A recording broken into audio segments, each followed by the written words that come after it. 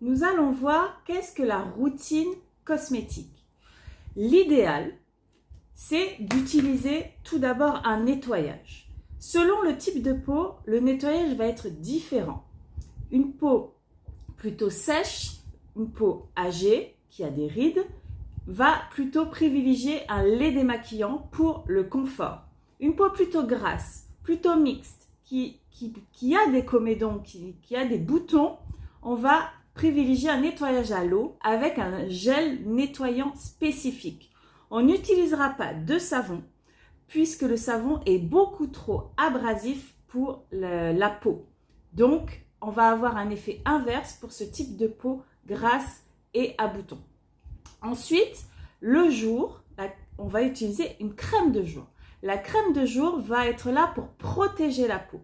Le rôle de la peau au réveil le matin, c'est de se protéger de l'environnement qui lui est imposé. Donc, on va avoir une crème plutôt hydratante. Toutes les peaux quasiment ont besoin d'hydratation. Donc, on part sur une crème hydratante ou une crème solaire puisque le soleil est l'ennemi numéro 1 de la peau. Si on a une bonne protection solaire, on aura beaucoup moins de problématiques de peau par la suite.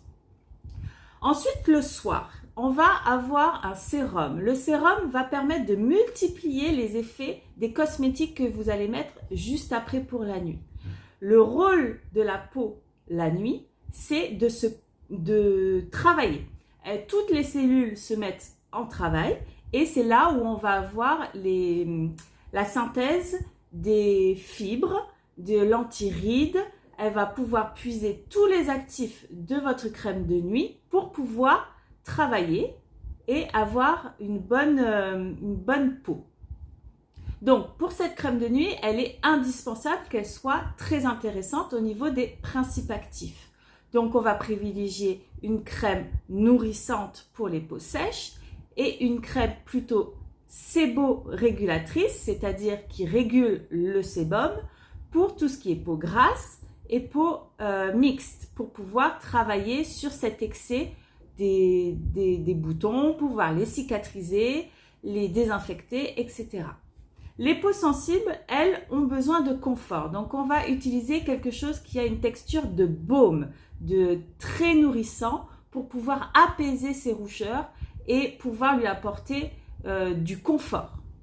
Ensuite, on va pouvoir conseiller à cette personne un entretien hebdomadaire, c'est-à-dire qu'on va lui proposer un gommage et un masque qui correspond à sa problématique de peau et ça, on lui conseille une fois par semaine.